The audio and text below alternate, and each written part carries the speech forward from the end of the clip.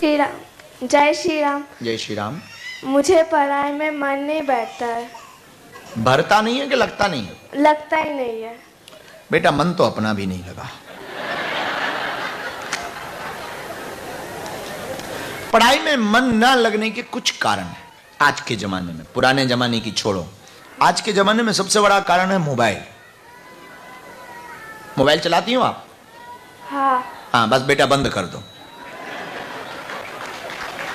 कहीं और मन लगाओगे तो पढ़ाई में कहां मन लगेगा? मन तो एक ही है ना, काम दो है। तो इसलिए एक काम करो बेटा, आज से ही मोबाइल बंद कर दो, कल से मन देखो तुम, पढ़ाई में ही लगेगा। इसका उपाय है, सुनो, ये तो मजाक कर रहे थे विनोद में, लेकिन ये भी मजाक नहीं, बहुत सीरियस बात है। पढ़ाई में मन ना लगने का कारण बहुत से विद्यार्थियों की सबकी ये शिकायत होती है, जब तक जोश और जुनून अंदर नहीं होगा, जब तक लक्ष्य पाने का जोश आपके अंदर नहीं होगा, जब तक मंजिल प्राप्त करने का जुनून नहीं होगा, जब तक अपनी क्लास में अव्वल आने की हट नहीं ठानोगी, तब तक मन नहीं लगेगा। भोजन मीठा तब लगता है जब भूख लगी हो बेटा। भोजन मीठा तब लगता है जब भूख लगी हो, बिस्तर प्यारा तब लगता है जब नींद लगी हो। उसी प्रकार पढ़ाई में मन तब लगता है जब पढ़ाई को महत्व प्राथमिकता से दिया जाएगा।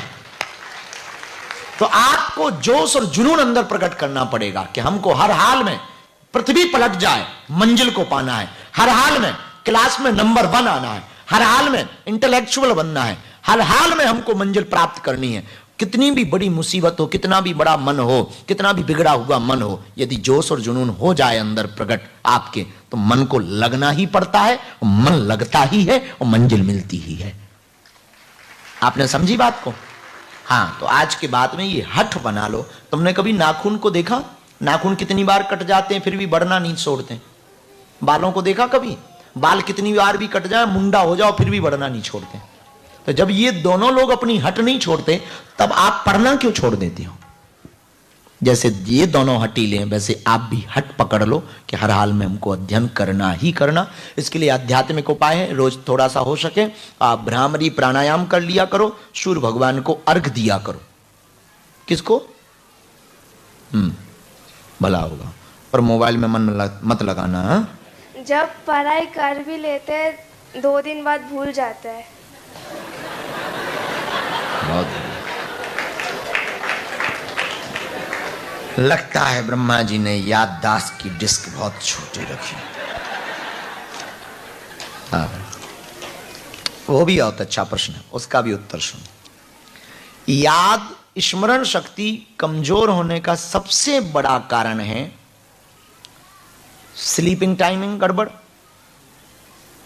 स्क्रीन पर बहुत ज्यादा टाइम बिताना, छोटी छोटी बातों को लेकर बैठ जाना, चलचित्र ज्यादा देखना, कुविचारों को ज्यादा मन में लाना, मेडिटेशन ना करना।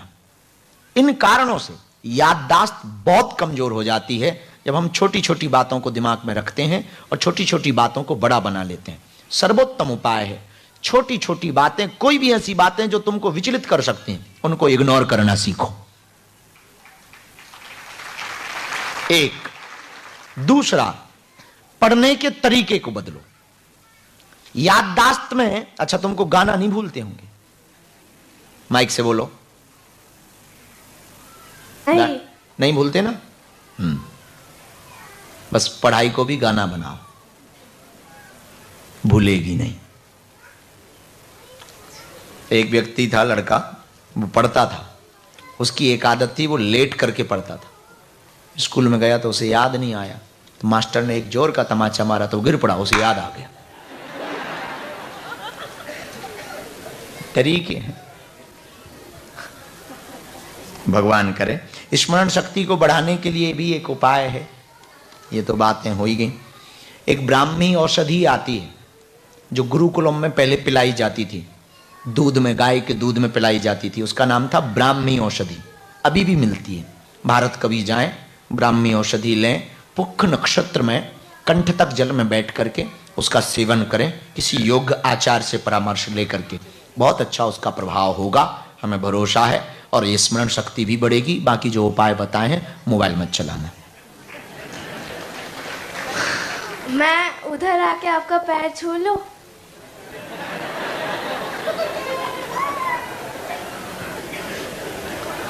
बेटा मस्कट से हमें वापस भी जाना है। कल के दिन तुम कहोगे गुरुजी अब पटकी दे दो, हम यहीं से तुम्हें आशीर्वाद दे रहे हैं। खुश रहे बेटी, आरती में आ जाना बाद में, ठीक है? प्रणाम। बेटियों से प्रणाम नहीं करवाते। जय श्री राम।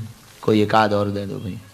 ये चश्मा जो सिर पर रखे खपड़िया पे माता जी, नहीं चश्मा रखे रहो, अच्छा लगता है। चश्मा लगाइए ना साहब। इसके लिए अवतार पर जाना पड़ेगा, अवतार की कथा पर जाना पड़ेगा। अवतार की कथा में जब महाराज दशरथ ने पुत्र कामेष्ठी यज्ञ करवाया, श्रृंगी ऋषि को बुलाया और यज्ञ हुई, तो यज्ञ में अग्निदेव चरु लेकर के प्रकट हुए, खीर का प्रसाद लेकर प्रकट भय। महाराज दशरथ को दिया, तीनों रानियों में बांट दो।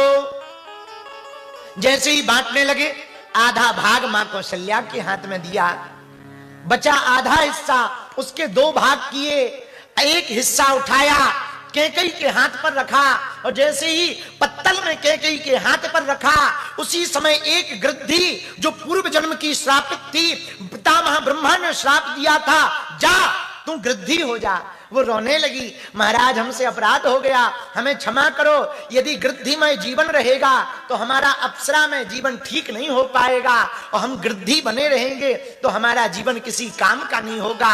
पितामह ब्रह्मा दयालु थे, उन्होंने वरदान दिया, चिंता मत करो, ये तुम्हारा स्वरूप तब नष्ट होगा जब त्रेता युग में तुम कैकेयी के हाथ के खीर के पात्र को उठा करके वेंकटाचल पर्वत पर विराजमान अंजना माता के हाथ में जाकर के ठीक से पहुंचा दोगी, तब तुम्हारा यह स्वरूप चला जाएगा।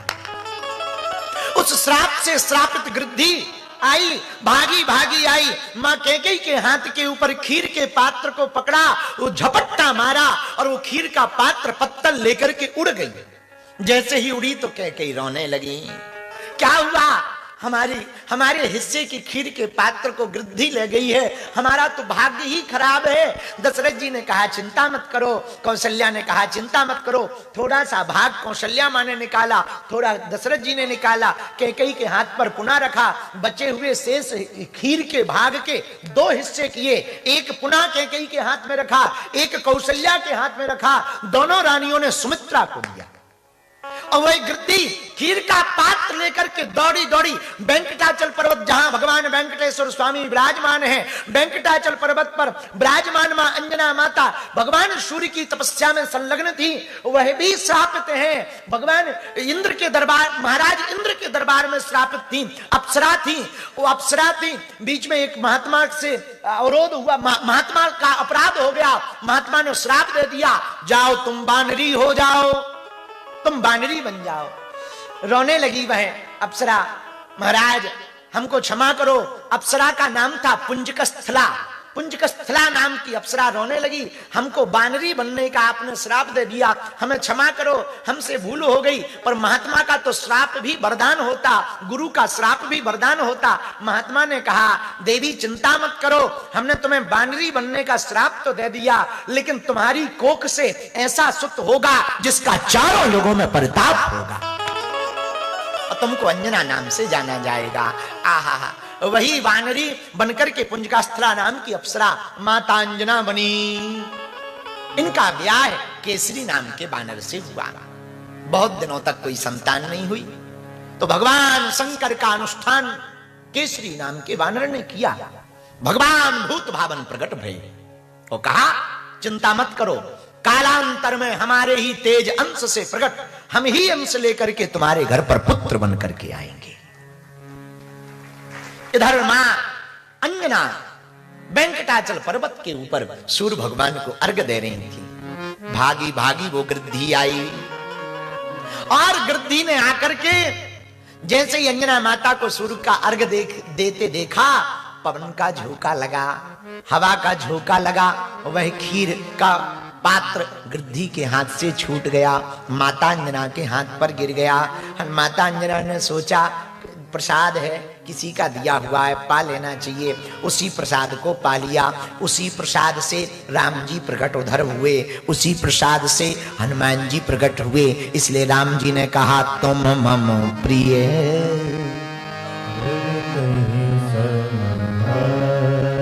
है, जैसे भरत जी प्रिय हैं। क्यों? कैकेयी के हाथ का प्रसाद है। तो कैकेयी नंदन कौन है? भरत। कैकेयी नंदन भरत हैं और उसी कैकेयी माता के हाथ के प्रसाद को माता अंजना ने पाया। तो राम जी ने कहा तुम मम प्रिय भरतहि सम रघुपति कीन्ही बहुत। जैसे भरत जी हमें प्रिय हैं,